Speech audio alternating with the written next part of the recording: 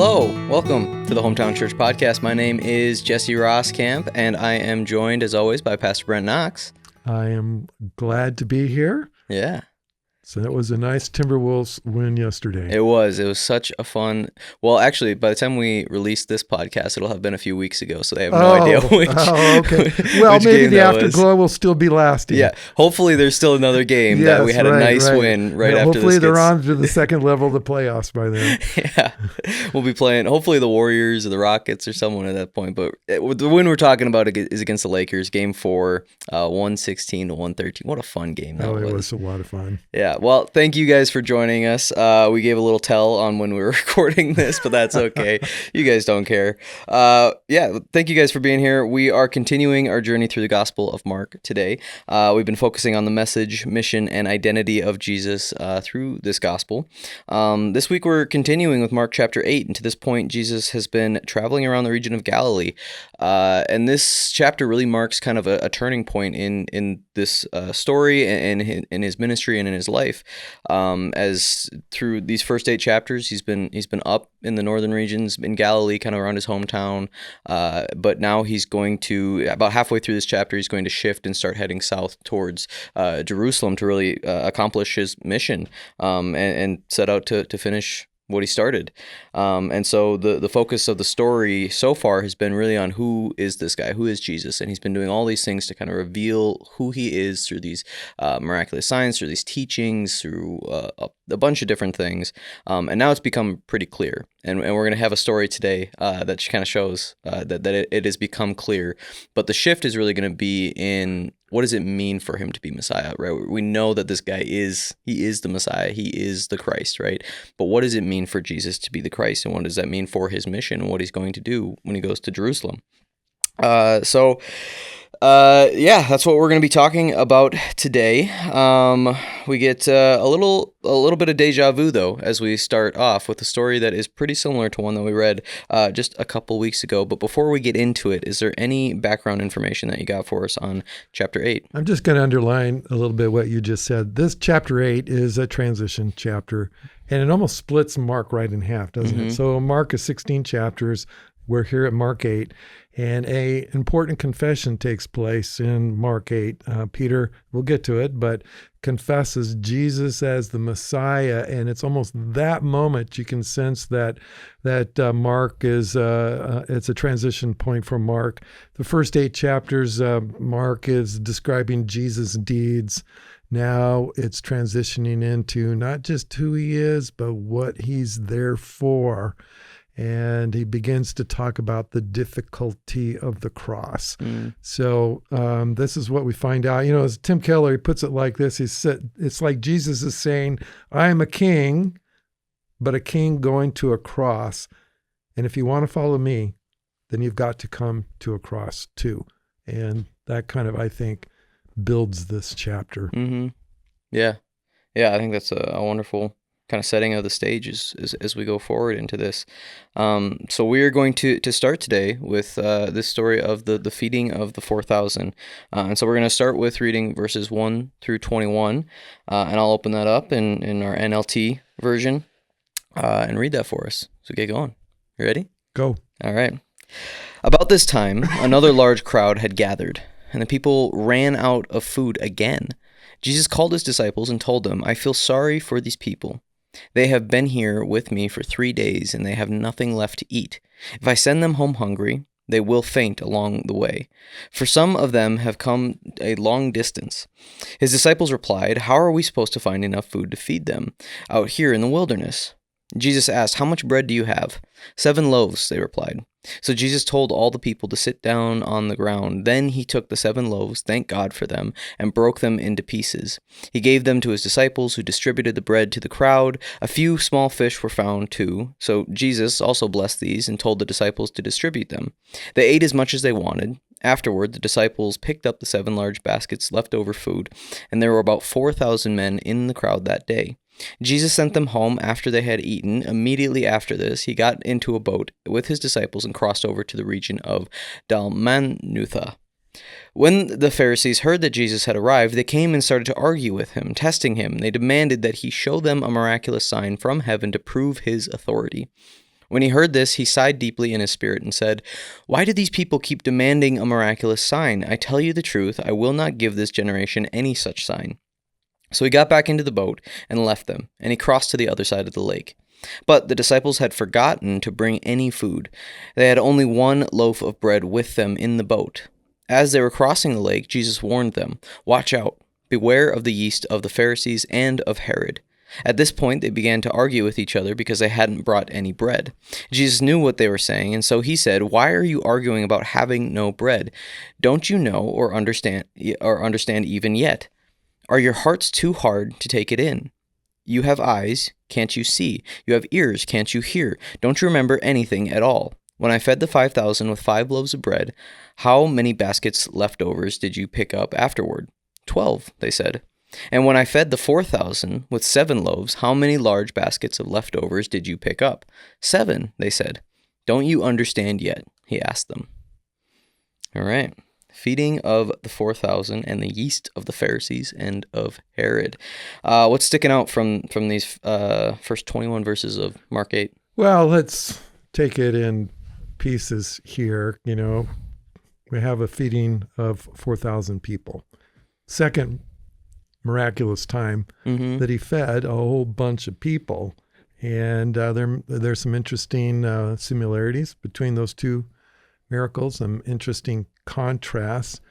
The thing that stands out to me about the contrast is that the first miracle seemed to be done in a Jewish region, and the second miracle in more of a Gentile region. And I think, again, Jesus is showing us his inclusivity of his mission, that he has a heart for Gentiles and demonstrating his miracles and his compassion towards those who are outside the Jewish faith. So that stands out to me. There's some interesting numerology issues that maybe you want to talk about because it interests you more than it interests me.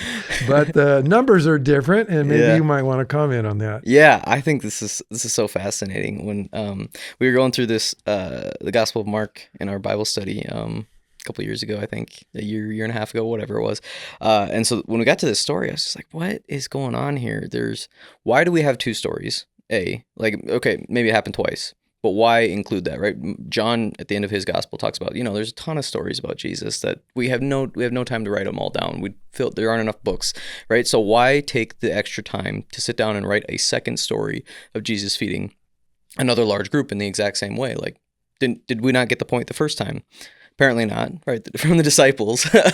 And so there's just a lot of really interesting stuff, and a lot of it comes down in these differences. The one that you mentioned right away is kind of the big one, right? It takes place in a different location. The first was on the western side of the Sea of Galilee, so that would be the Jewish side, right? And this one takes place on the eastern side. Whenever he says the other side, right, he's always referring to the eastern side, and so this would be the Gentile region. So he's going to regions of different types of people. The second thing going on is the reason for why Jesus has compassion on the crowd.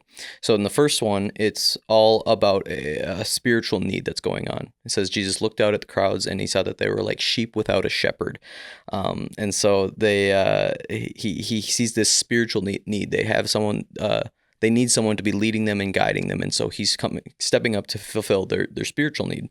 And this one, he sees that they're about to faint, right? He sees that they are hungry, and so he sees their physical needs, and he has compassion on them for that reason. So there's a spiritual aspect of ministry that we need to kind of keep in mind, and then there's also a physical aspect. We got to keep in mind taking care of people's spiritual needs and their physical needs. And then in the middle of this, we get a story of him taking care of someone's emotional needs as well. So he's caring for people in a multitude of different ways.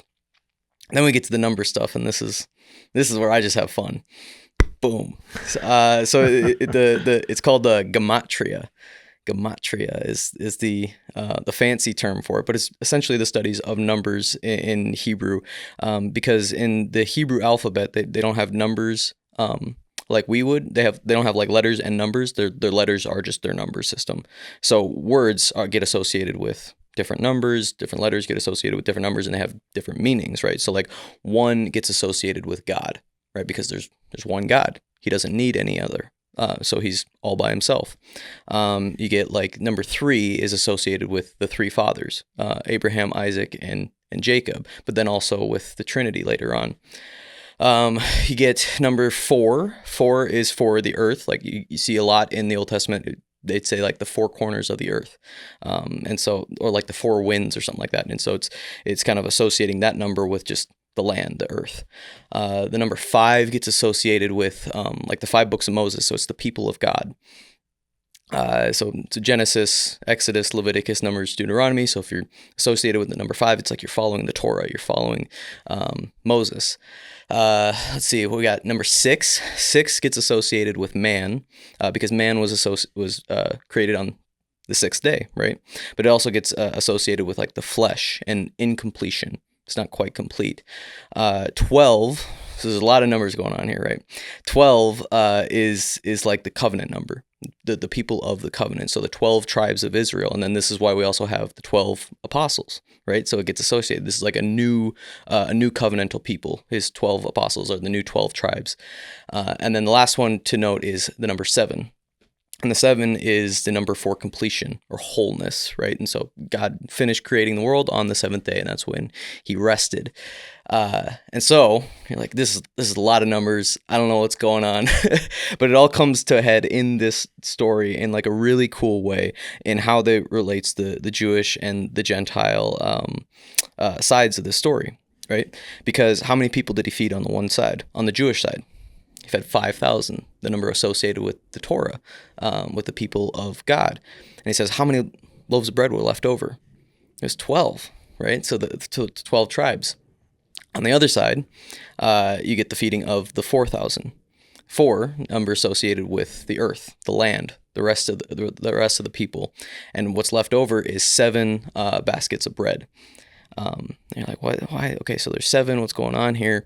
And so the 7, the land on the eastern side of the Sea of Galilee would be called the land of the 7, because in Joshua and Judges, when the people of Israel go into the Promised Land and push out the nations, it's the nations of the Jebusites, the Hittites, the Canaanites, all those. There's seven nations. So all the nations get pushed out, and they pushed them beyond the Jordan, and so all that land gets associated with the land of the 7, the other nations. And so now we have one miracle where it's feeding the covenantal people, the people of the book, where Jesus is bringing the sustenance of God to these people, but now he's also bringing it past that. He's bringing it to the rest of the world, and he's bringing it to completion, right? 7.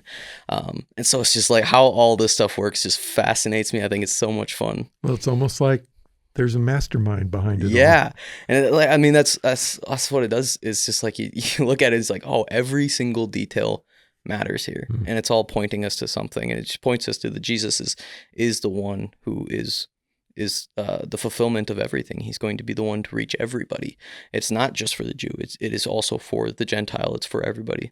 So I think it's really cool. Yeah, that's fascinating. Yeah. But yeah, I think there's another element here going on, kind of in between talking about the bread, where we get this kind of little story with the Pharisees demanding a sign. So I'm curious to get your thoughts on what we learned from Jesus' response to the Pharisees and what it means to beware of the leaven of the Pharisees and Herod. Yeah, I think this next part we could take into 3 parts. There's Jesus' response is number 1. Then there's the issue of leaven or yeast, and what does that mean? And then third, there's the disciples' response, which I think are all important things here. And so Jesus' response, you have these Pharisees who are demanding Jesus to show them a miraculous sign. And it says in verse 12 that he sighed deeply in his spirit.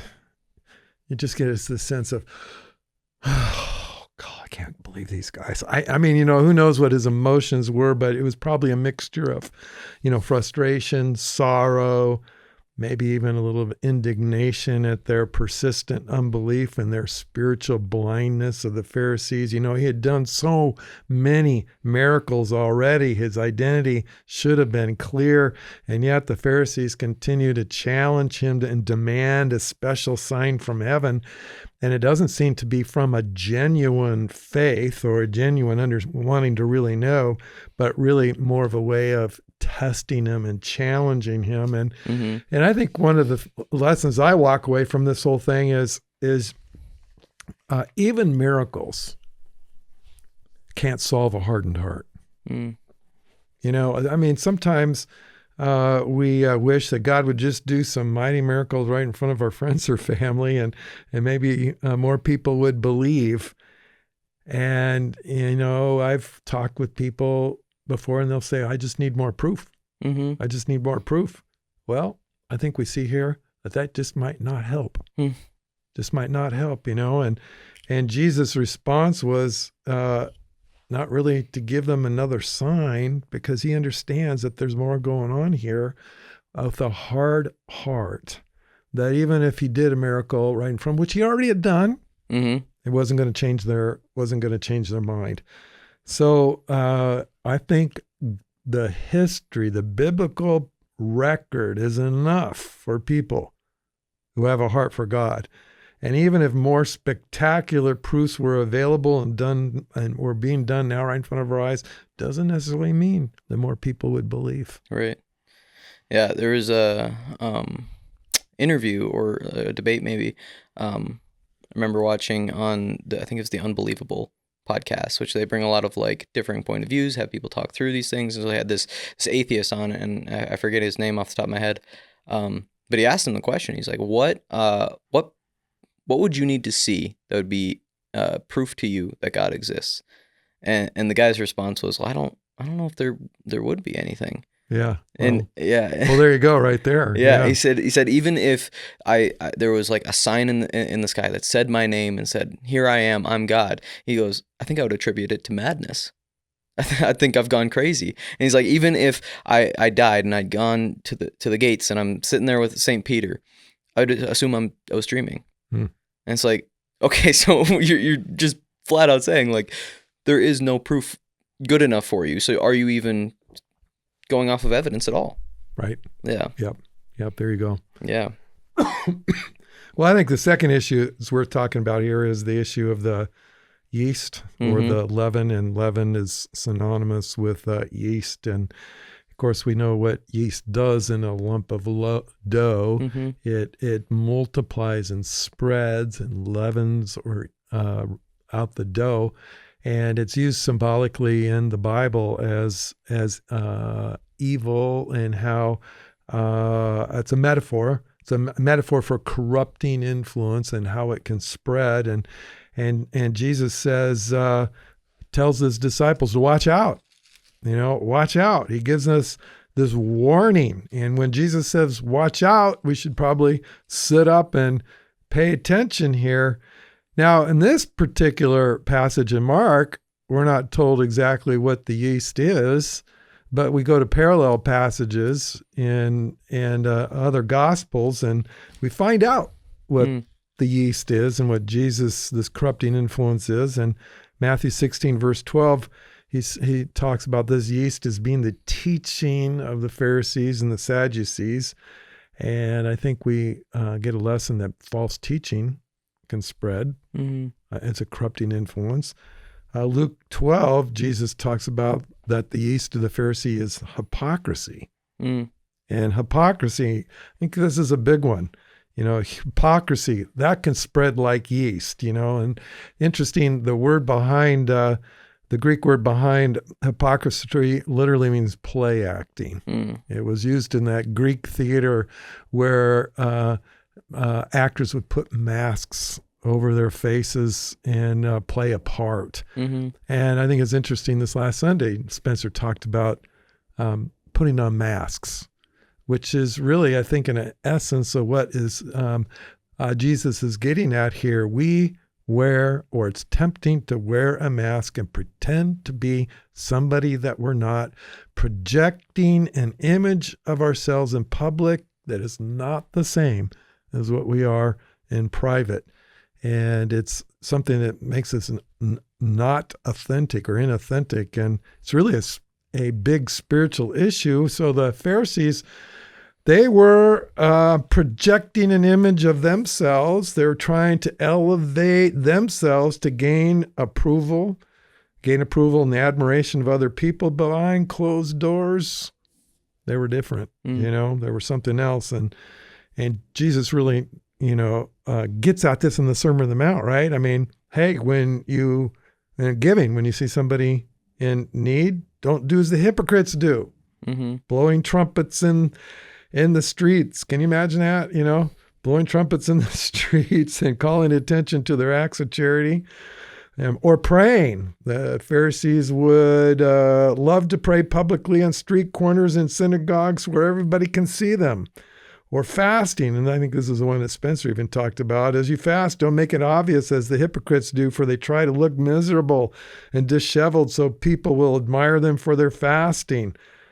This is what religious people tend to do. They tend to project an image of themselves on the outside, which is not true in the inside. They project outward commitment, but inside they're doing it because they really want the praise of people.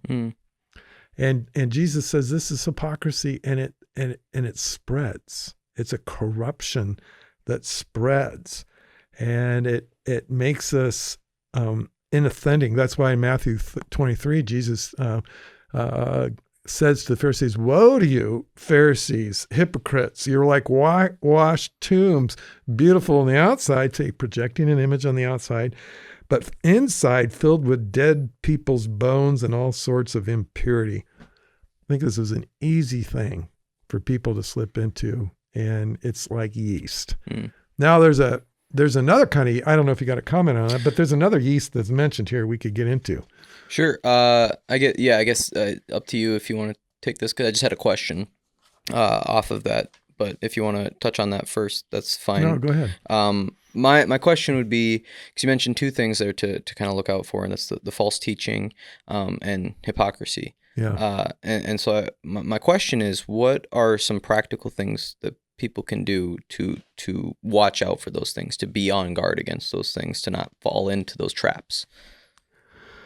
False teaching, we just have to be really committed to our Bibles, and understand what the Bible says, and be in relationship with people who are knowledgeable about the Bible themselves, and they're proving it by the quality of their life.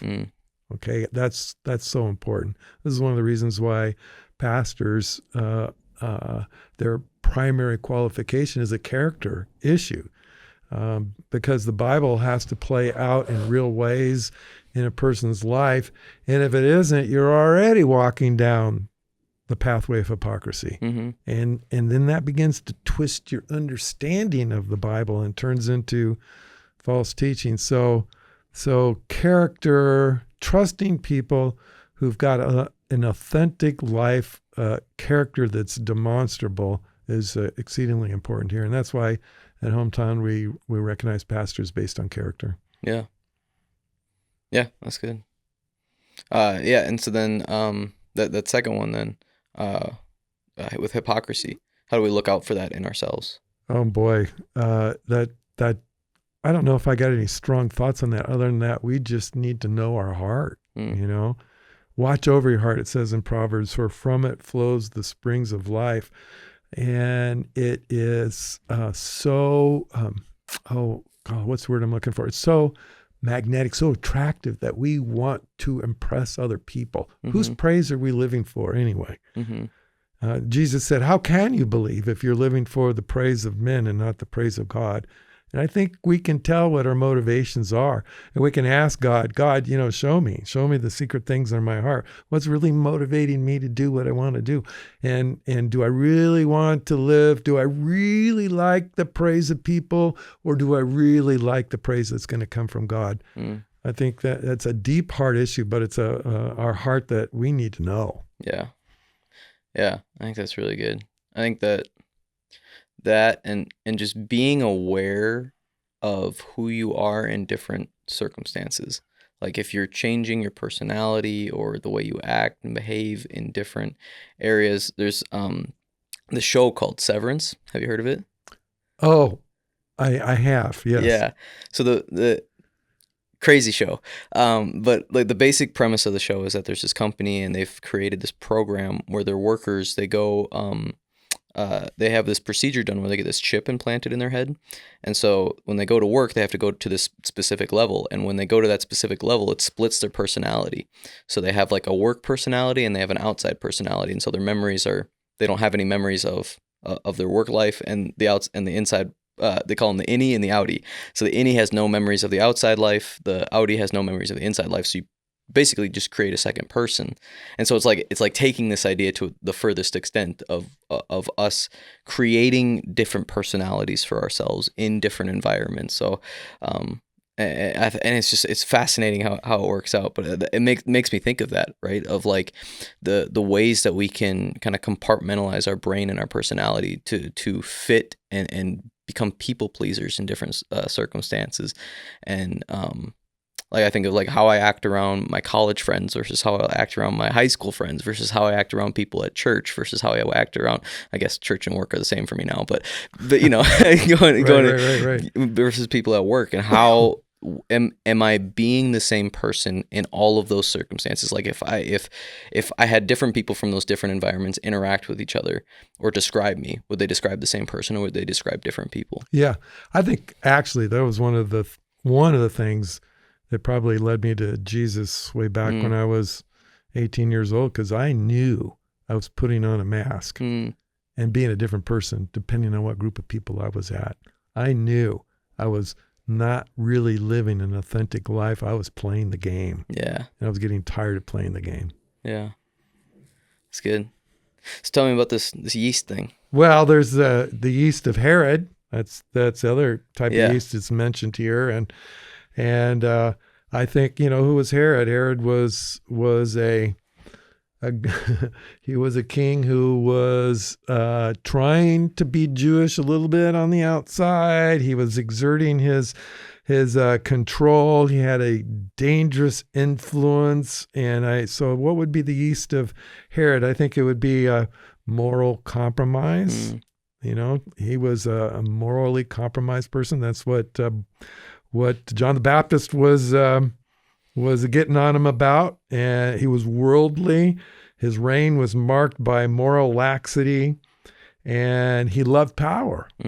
He exemplified the use of political power for personal gain and control, and he lorded over people. And so I think Jesus is kind of saying, listen, that's corrupting too. That can suck us in too, where we're becoming worldly. We're adopting the standards and the culture of the world, and with that, we love to get ahead so we can have a sense of control over people. So it's actually kind of an interesting contrast here. The East of the Pharisees, they're the separatists. They were trying to be clean and stay pure from the influence of Herod. And then you got Herod, who's worldly. So you got separatists who were trying not to be worldly, and Herod, who was worldly, but both were falling into a sense of hypocrisy. Yeah. And separating yourself from the world doesn't necessarily mean you're safe. Right. Yeah. Yeah. It's not being on either end of the extreme, but also noticing and being aware of the intentions of the heart. Yeah. Yeah. Yeah. The heart, Jesus is always aiming at the heart. Mm-hmm. The heart's the big deal here. Yeah. Absolutely. Well, anything else from this first chunk of chapter 8? Well, the only other thing I want to mention is I think it probably be worth commenting on the response of the disciples. Yeah.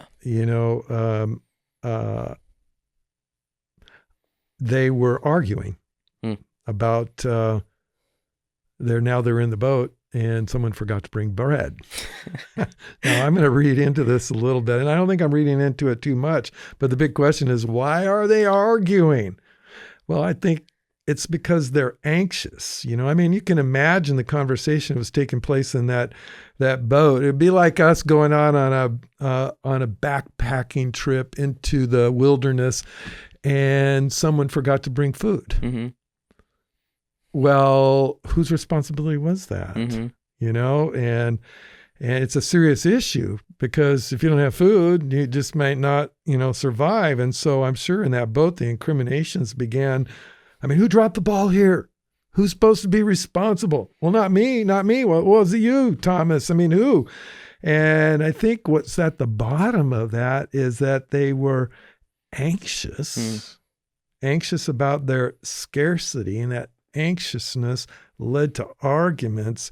And I think it's important to us to realize that sometimes in our relationships with people, tensions occur because we're anxious. You've heard the thing about marriage is that most marriage divorce and marriage tension revolves around arguments about money. Well, why is it arguments about money? Is because somebody's anxious, or maybe both spouses are anxious about their scarcity. So you're overspending. You're not spending your money in the right spot. We're not saving enough. And it all boils because of people being anxious or worry. And so I think what Jesus is saying, did you guys not learn anything from that multiplication of bread and how I fed people? Don't you realize I have the ability to do the same thing, to provide for your need? And here you are being anxious, and it's resulting in you guys arguing with one another. See, worry and faith can't exist together. Mm-hmm. Yeah. And they did not learn, and they were not placing their faith in Jesus. They weren't turning to Jesus and say, hey, will you help us? No, they were arguing amongst themselves because they were anxious. Yeah, you're never in need when you're in the boat with Jesus. Oh, there you go. But they thought they were in need. They thought they were. Yeah. Yeah. Yeah, and it can be easy to just let those kind of just material things be a catalyst for disunity. And I think that's why Jesus gets so upset with them, right? Yeah. It's just like, have we not been paying attention here? Yeah. Yeah, and I think it's what's behind all that was their worry. Mm-hmm. That was the root, anxious, and they weren't applying faith to their anxiety, which then resulted in their arguments and their relational tension. Yeah. That's good. That's good. Anything else from here? Nope, I'm ready to move on. Ready to move on. All right. So we got the next story is Jesus healing a blind man at Bethsaida, which reads, starting in verse 22 going through 26. When they arrived at Bethsaida, some people brought a blind man to Jesus, and they begged him to touch the man and heal him. Jesus took the blind man by the hand and led him out of the village. Then, spitting on the man's eyes, he laid his hands on him and asked, "Can you see anything now?" The man looked around. "Yes," he said. "I see people, but I can't see them very clearly. They look like trees walking around." Then Jesus placed his hands on the man's eyes, and his eyes were opened. His sight was completely restored, and he could see everything clearly. Jesus sent him away, saying, "Don't go back into the village on your way home." All right. So that is a story of Jesus healing the blind. Another one that's fairly similar, because we just got the story with the deaf and deaf and mute man. Yeah, right. right. Where he was kind of going through the whole spitting thing. Right. Yeah, and now he's doing that again with a blind guy. Right. There seems to be a progression, and you know what's interesting about this? Some commentators see this as symbolic. Symbolic of spiritual understanding. There was a progression of understanding, a progression of healing, and maybe it's relating to the progression of spiritual understanding of the disciples. I mean, right in the boat earlier about the loaves and the fish, when they were arguing about the food there, Jesus said, "You have eyes, can't you see?" Mm-hmm. And then right after this story, we're going to find out that Peter will confess Jesus as the Messiah, but he doesn't fully understand what it means. And so you could look at, some commentators will say this healing serves as a living parable, kind of like the blind man. The disciples see, but they don't see so clearly yet. And that spiritual insight usually comes gradually. Mm-hmm. So that might be one way to look at that, is a little bit of a parable of what's happening to the disciples. Yeah. Yeah, it kind of takes a few elements from the previous story, because he also takes him out of the village, right? So he's not trying to do this in front of a bunch of people, kind of like he was like telling the Pharisees, hey, I'm not going to do a sign for you. So it adds that element. He's going to go do this off in private just for the man. And then this kind of progressive healing that happens, where he looks around and everything's still kind of blurry, what's going on. And that's just exactly what's going on with the disciples, right? Because they're like, we kind of see what's going on. They half get it. I kind of get what's going on. I think I see everything. Because from their point of view, if we look at it from the man's point of view, right? Like if he was... is this man born blind? Well, I was looking, because it was very similar to the story in John. We're talking about the man who was born blind, but I'm not sure if that's the same story or not, just told in different orders, or if these two different things. But in that story, he was a man born blind. So having like a progressive thing, like you'd think, oh, now I can see. Like this is the world. This is great. This is awesome. And then as it gets clearer, you realize that you weren't fully there yet. So in the same way with the disciples, like they probably think, oh, we see everything going on, not realizing that it's still blurry. Right. And we'll see just in a moment. Yeah. They thought that they saw things clearly, what the Messiah was meant to be and do. Yeah, absolutely. But they didn't quite get it. It's gonna start opening up here as we move forward. So a pretty short one there, but any other thoughts before we move on? Sir. All right. Let's get to the main event here. The main event. Jesus confesses Peter, and Jesus foretells his death. Starting in verse 27. Jesus and his disciples left Galilee and went up to the villages near Caesarea Philippi. As they were walking along, he asked them, "Who do people say I am?" "Well," they replied, "some say John the Baptist, some say Elijah, and others say you are one of the other prophets." Then he asked them, "But who do you say that I am?" Peter replied, "You are the Messiah." But Jesus warned them not to tell anyone about him. Then Jesus began to tell them that the Son of Man must suffer many terrible things and be rejected by the elders, the leading priests, and the teachers of religious law. He would be killed, but 3 days later he would rise from the dead. As he talked about this openly with his disciples, Peter took him aside and began to reprimand him for saying such things. Jesus turned around and looked at his disciples, then reprimanded Peter. "Get away from me, Satan," he said. "You are seeing things merely from a human point of view, not from God's." Then, calling the crowd to join his disciples, he said, "If any of you wants to be my follower, you must give up your own way, take up your cross, and follow me. If you try to hang on to your life, you will lose it. But if you give up your life for my sake and for the sake of the good news, you will save it. And what do you benefit if you gain the whole world but lose your own soul? Is anything worth more than your own soul? If anyone is ashamed of me and my message in these adulterous and sinful days, the Son of Man will be ashamed of that person when he returns in the glory of his Father with the holy angels." End of Mark chapter 8. All right, so let's talk about it. What's significant about Peter's confession of Jesus as the Christ, and how was his understanding of what that meant incomplete? Well, people are wrestling with the identity of Jesus, right? I mean, that's how it starts. People are recognizing that Jesus was special.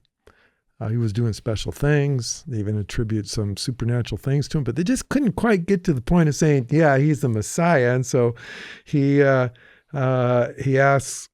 Peter about that, and Peter's confession is significant. Peter gets it. He gets the significance of everything that he's seen in Mark chapter 1 up to this point, that Jesus is the Messiah, the one predicted by the Holy Scriptures, the Old Testament, the anointed one, not just a anointed one, but the anointed one. He's the King of Kings. He's God in the flesh. And so Peter is confessing that. And I think there's two important points here, is that one, Jesus accepts the title. He doesn't say, "Oh, no. Hold on. That's what you thought? You're going too far here." He doesn't. He accepts the title. That's an important point. And then second, he begins to say things that Peter and the gang find to be appalling and shocking.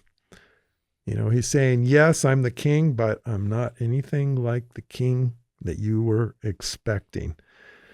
And I think the background that we need to keep in mind is that the Jewish paradigm is that the Jews in Jesus' day expected the Messiah to be a conquering king, a political liberator. He was supposed to come and defeat evil and bring justice to the world and make everything right in the world, and especially conquer those Roman infidels and make Israel the lead nation as it was predicted in the Old Testament again.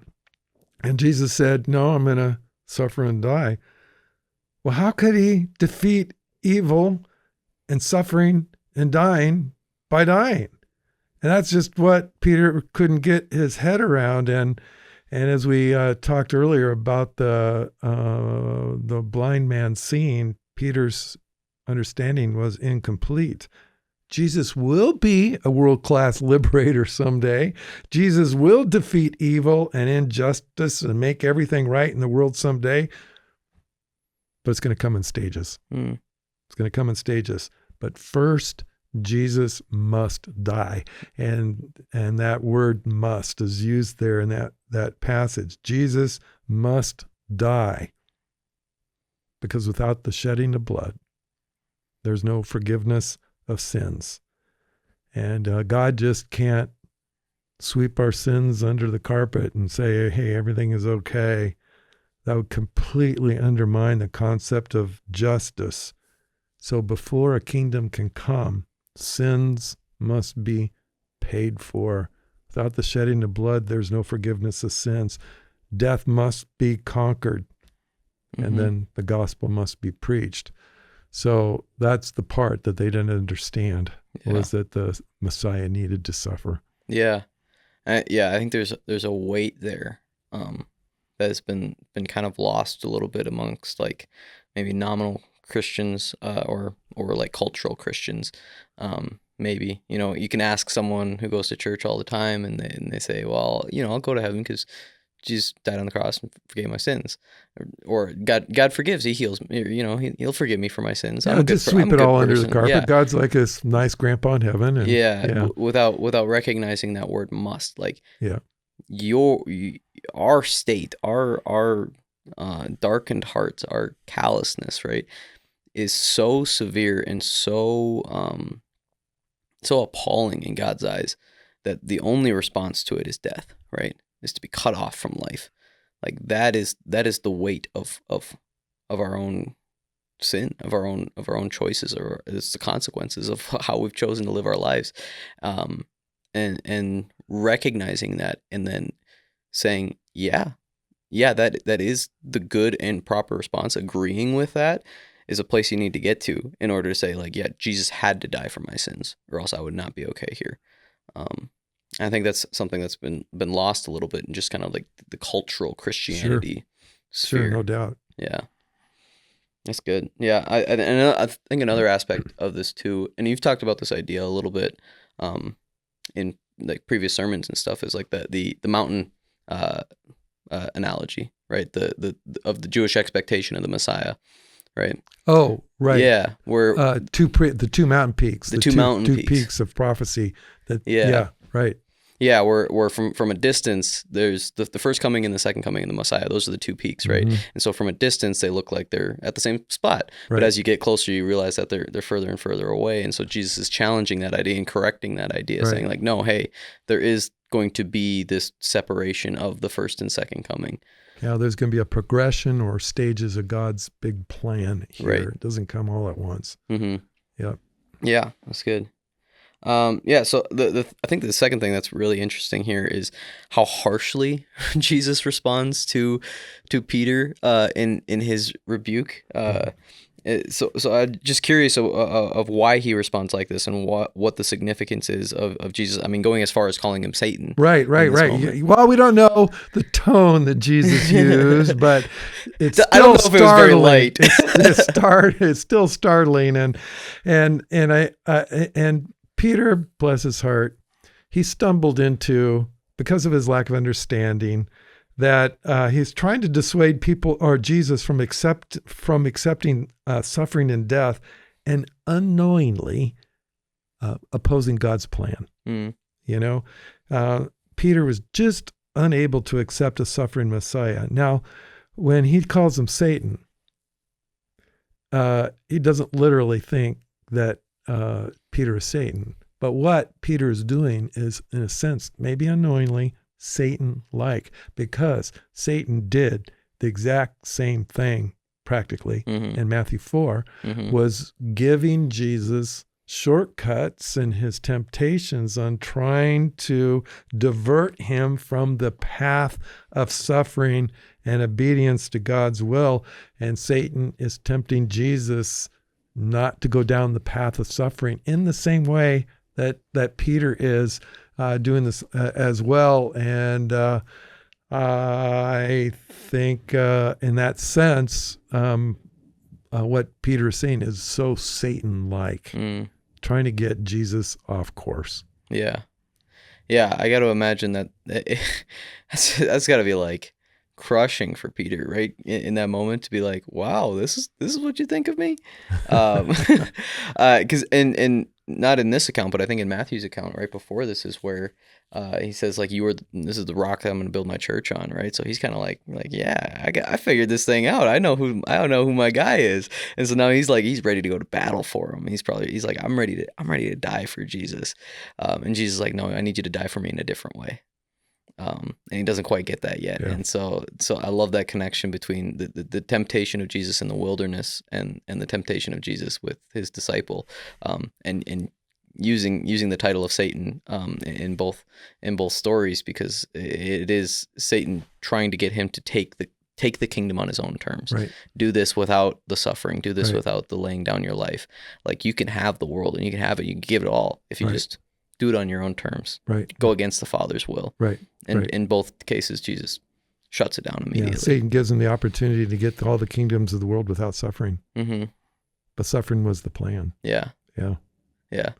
So you got to think is that just like the biggest temptation that Jesus had to face, was this idea of doing it on his own terms and doing it without the suffering?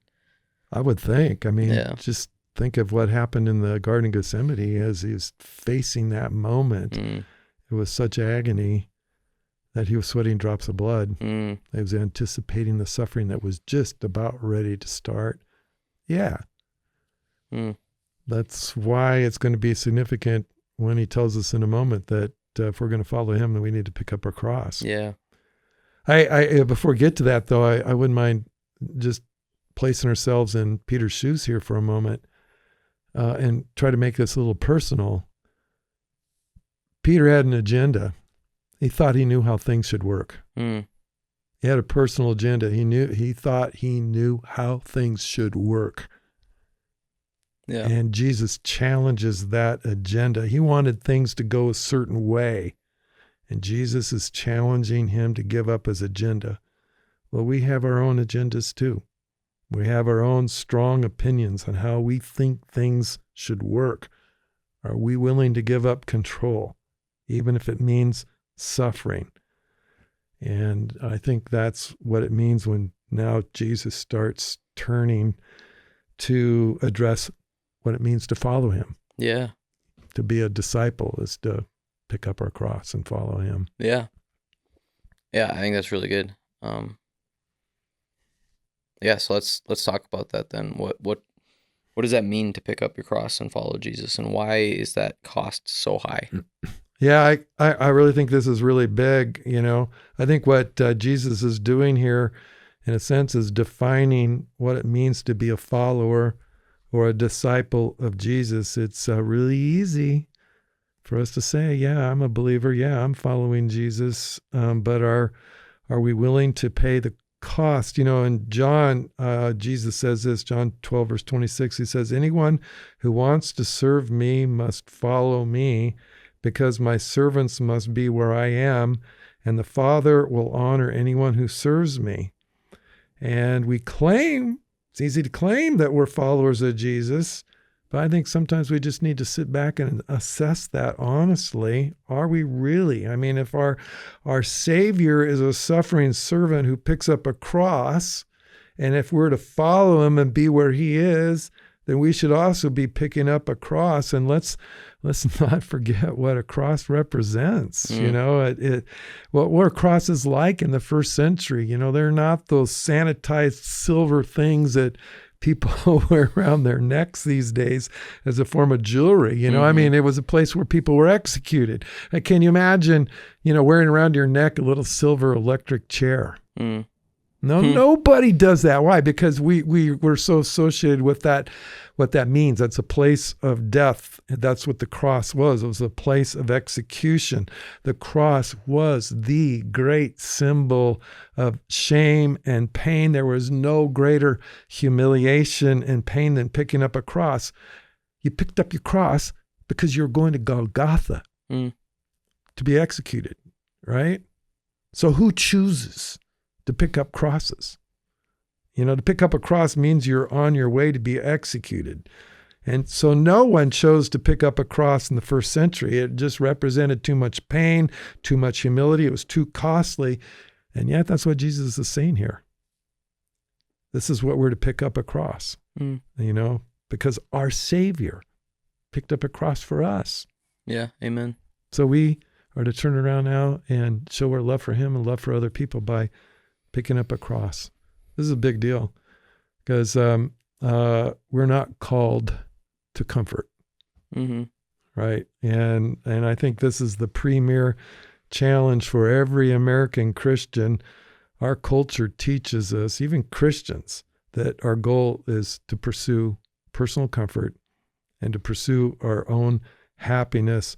Yet true followers of Jesus have a different goal, and that's to accomplish a mission, a great commission. Jesus also had a mission, and it was hard. We have a mission, and it's hard, and we're faced with opportunities every day, whether we're going to choose ourselves or choose Jesus and other people. And sometimes these choices are really big choices. Sometimes they're just little choices that happen to us on an everyday basis, you know, choosing to deny our comfort, pick up a cross, and make hard choices. Yeah. But following Jesus is a series of hard choices, bottom line. Yeah, absolutely. I think that's become, maybe over the last couple years, I think that is the biggest lesson that I have learned in my own walk with Jesus, is that this really is the foundational principle of Christianity, that the way to life is through death. Yeah. And the whole world works on this principle. And every problem I think that we face comes from trying to avoid this principle. And it just plays out in a million different ways. Yeah, there's no resurrection unless there's a death. Yeah, absolutely. Yeah, amen. Yeah, so do you have any examples from your own life? Well, experiencing this? That's a good question. You don't get to a point in your life where you stop making hard decisions. And like I said, they couldn't even be little ones. And one that I'm facing, just a little one, is, am I going to start getting ready for bed by 9:15 in the evening or not? Or am I going to keep watching the television show for another half hour? Because I know what happens if it's not 9:15. It has a multiplying effect of when I get up in the morning, the next morning, and then how productive my quiet time is. It's all like a big domino effect. But I have to make hard choices the night before. Another one, an interesting one that happened the other day, is, here I am, supposedly retired as a pastor I get a phone call from the Burnsville Police Department, a chaplain, in the 9:45 at night, and he got my number, and there was a crisis going on with somebody who was an attender of hometown at one time, and he wants me to come over and get involved in this crisis. And I'm sitting there thinking, 9:45 at night, why me? Do I really want to do this? Should I even reply to the phone call? And I went ahead and replied to the phone call simply because I was thinking of this verse, that I need to pick up my cross and do something hard. Now, well, it all worked out, but boy, that put me in a position where I had to make a hard choice. Mm-hmm. Yeah, that's good. That's good. How about you? Yeah. Right? Any picking up your cross yeah. issues going on with you? Yeah, I can think of a bunch of examples. I think a couple kind of lighter examples. One would be going to Ukraine a couple years ago. I think that was a big one of like, am I actually willing to go and die for something? Oh, risk your life by going to the front lines like you guys did, right? Yeah, like is that worth it? And I think that one is a little easier for me than something more like emotional. Like, am I willing to lay down my pride or something like that? Oh, like I'm willing to go to the front line. Yeah, if I get hit by a rocket, whatever. Because you're a man's man. I'm a man's man. Like this is no big deal. And then like a big thing for me was how I started taking care of my body. Because for a long time, my whole life I was out of shape. I never took care of my body well. It was like, I'll eat whatever I want. I'm never gonna work out. And all that stuff. And I get to college and it's just like, oh, I just put on 50 pounds, and so recognizing that principle of the way to life is through death. And so dying to my desires, my cravings, my, and like how working out works out is it like functions is that you're literally breaking down your body to build it back up. Right. And so applying those principles into my own life, because my body is a temple of the Holy Spirit, so I'm going to treat it with the respect that it deserves. Steward, to manage it well. Yeah. So that was a big one. Then on the other side, where it got hard for me, I think was maybe like a couple years ago, year and a half ago, something like that. I kind of got into like a little trouble with the leadership of church. Yeah. I got into a place where I was just really prideful, really kind of arrogant. I thought I knew best on a lot of things. I started getting really, really frustrated with just how things were run, how we do, whether it be sermons or small groups or whatever it was. And there's just a bunch of different things. And I kind of let a lot of that stuff kind of bubble up under the surface until it kind of came to a head. And I started having like some really hard conversations with different pastors. And I started to realize just how prideful I was being in a lot of these circumstances. And there was this decision that I had to make of, am I going to hold to this thing for the sake of my pride, or am I going to die to myself and say, no, I trust that God has the people in place that he wants in place? And am I going to submit to his authority and their authority and choose to come alongside them in whatever it's going to be? And so that was a decision I made, and it was hard. It was really hard because I didn't want to do it. Yeah, I imagine. Yeah, and so learning to die to myself in that way, I think, was a lot harder than learning to die to myself in like physical ways, right? Going to the front lines in Ukraine. Yeah. I think that's where it came for me the most. Yeah. Tim Keller actually makes a point that dying to yourself, if it is concerning your identity, that's the hardest. Yeah. If your identity is wrapped up into something and you have to put that aside, that's picking up a cross. Right. And maybe with your story there with your pride, you had yourself was involved with that. Yeah. Yeah, because I think the cross isn't just a symbol of pain and suffering. Yeah. It was a symbol of humiliation. Right. And embarrassment. Right. Like, am I willing to make myself low? Right. For the sake of Christ? Right. And that's, I think, the hardest thing that we have to do. Yeah, I agree with that. Yeah. Cool. Well, any other final thoughts here? No. I think we did. I think there were some good thoughts brought out here. Yeah, I think so too. Well, thank you for joining me for this conversation. Sure. Mark chapter 8. We are halfway through the Gospel of Mark. Wow. I've been having a blast. I think this has been so much fun to just kind of go through, sit down, and have these conversations with you. I hope you guys have been enjoying it as well. As always, if you have any questions you want to send in to us, you can do that at podcast@hometownchurch.com. We're on YouTube. We're on Apple Podcasts, Spotify, anywhere else you get your audio platforms. But yeah, make sure to leave a like. Let's do the YouTube thing. Leave a like in the comments, subscribe. I don't know, whatever. Just come back for the next one. How about that? We'll be doing Mark chapter 9 next. We'll see ya. Okay, bye-bye.